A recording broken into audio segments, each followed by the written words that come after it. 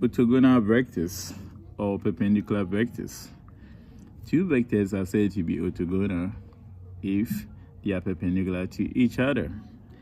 Now, when we're talking about perpendicular, and we're talking about an angle of 90 degrees, to really understand orthogonal vectors well, then we have to talk about the dot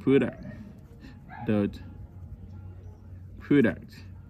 Now, having a vector A and vector B, then the dot product of vector A dot B and the magnitude of A, magnitude of B is going to be cos of theta. So this is the formula for the dot product.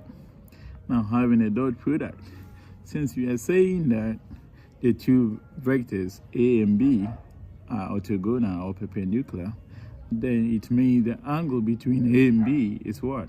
90 degrees. That means our theta in this cos is going to be what? 90 degrees. Now, if we replace this theta with 90 degrees, we realize that we're going to have A dot B over magnitude of A times magnitude of what? B. This will be equal to cos of, instead of theta, we're writing what? 90. But note, cos 90 is equal to what? 0. And since cos 90 is equal to 0, then we're going to have A dot B over the magnitude of A times magnitude of B equal to what? 0. This implies that A dot B is equal to what? 0. So for any two vectors being orthogonal or perpendicular, then we can say that their dot product will be equal to what? 0. Good. Let us solve this simple example concerning the perpendicular vectors. Given that A is equal to 3, 2. Sorry, let me use B.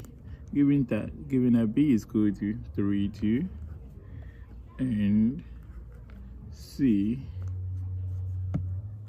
equal to and 9. Find N if B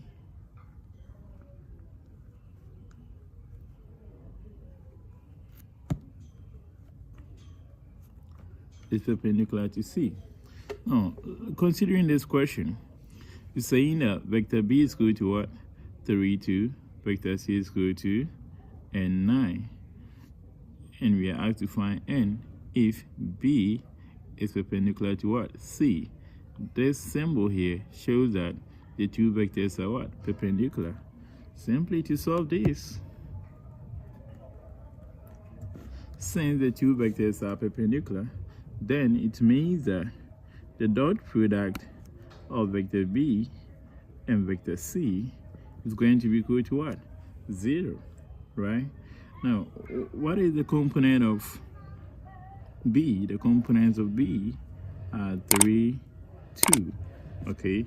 Then dot, the components of what? C. The component of C and 9 should be equal to what? 0.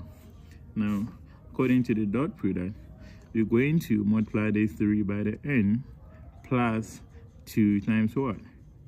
9. So we're going to have 3 times N, which is 3N, then plus 2 times 9, which is what? 18, equal to what? 0, right? So having this, we're looking for N, you make N a subject from this relation.